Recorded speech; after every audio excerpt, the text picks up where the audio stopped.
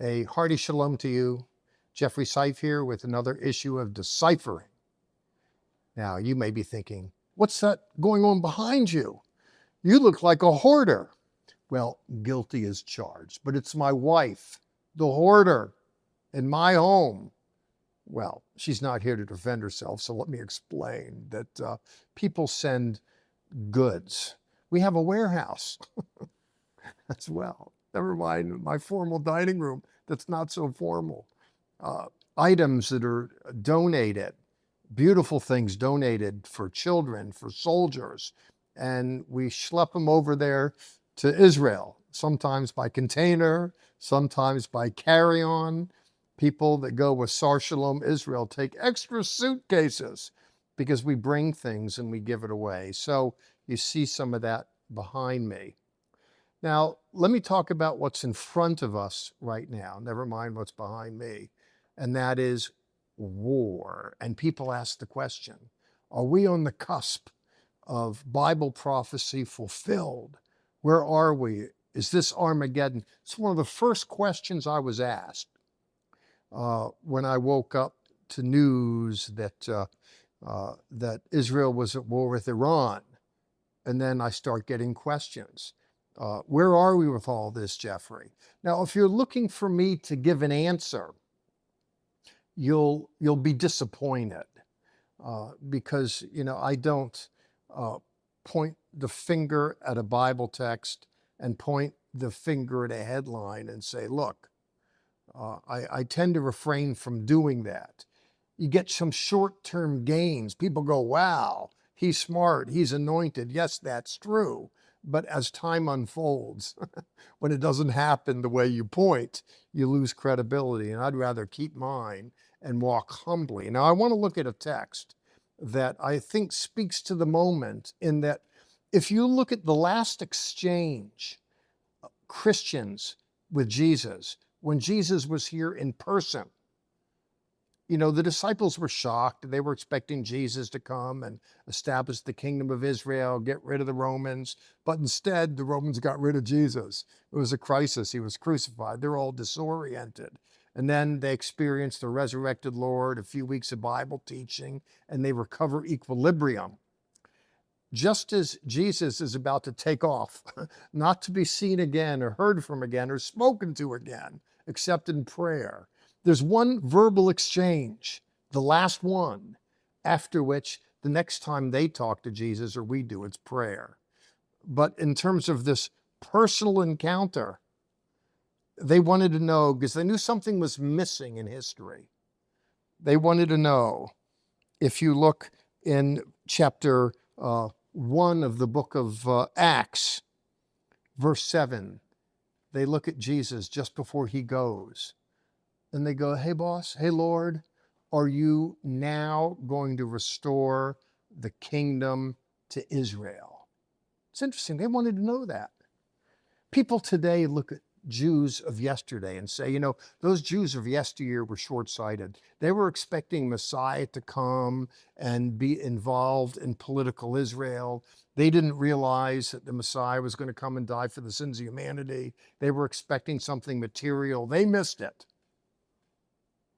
Never mind the Jewish people generally, yesteryear, 2,000 years ago. Those that walked with Jesus for 3 years were expecting Jesus to vanquish Israel's foe and establish Israel as a firm kingdom with providence associated with it. That's what they were expecting. Now, that didn't happen.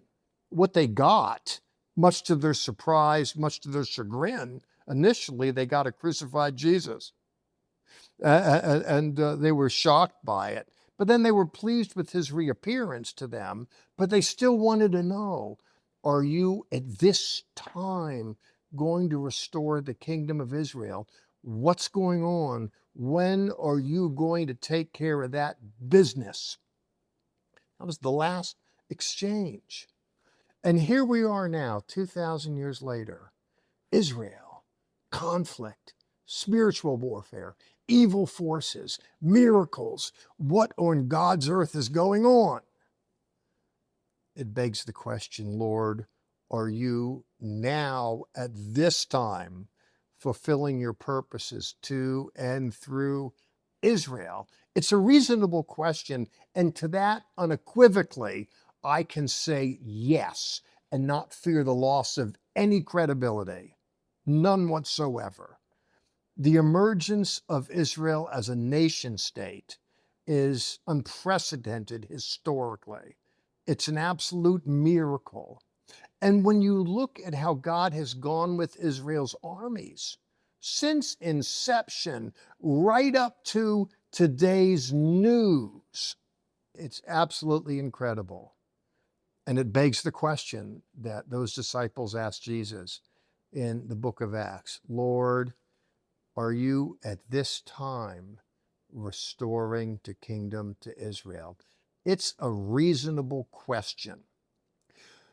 People turn on the television, cable news, blogs. They want to get different perspectives. And I don't understand myself to be a newspaper reporter. I've spent my life as a biblical scholar, as a Bible professor. And for me, it's fascinating. We live in amazing times. When I want to talk to you about deciphering our world, unpacking it, I think God is up to something special in and through the Jewish people as a people, and through the nation state, which is a collection of Hebrew people. I think God is up to something. But if God's up to something, so is the evil one. And there it is. We have the clash of titanic forces. The good news is we know how it all plays out in the Bible. And the good news is, to my way of thinking, though I wish no man dead at the end of the day, but I know this. It's pardon me, I'm in Texas. Sometimes a man's got to do what a man's got to do. And though I glory in no death, this regime that hijacked the Iranian people for decades now has got to go. They scream death to Israel, death to America. And they don't just say it, they mean it. They plan on it, they strategize it. And if you look at Israel, Israel has been enveloped by enemies that are supported by these mullahs in Iran. Enough already. Personally, I was glad to see progress in the Gaza war. I was glad to see progress in the Lebanon war against Hezbollah. Up there, Hamas in Gaza, the Houthis in Yemen. I'm glad to see that progress. But really, you got to take off the head of the viper. And it all comes from Iran. I glory in no death, but I want to see this war over.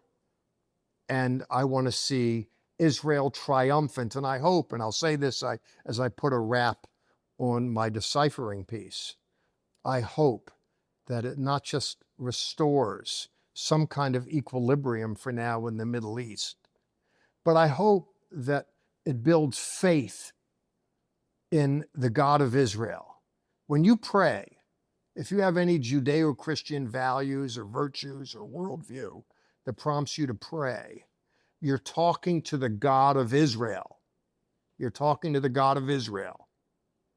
And I want it to be very clear that the God of Israel did not have a going out of business sale. He's the same today, yesterday, and forever, and he is watching over his word to perform it. Who knows? 2,000 years ago, they said, Lord, are you restoring the kingdom to Israel? It's a reasonable question. I think we see an answer now that they didn't see 2,000 years ago.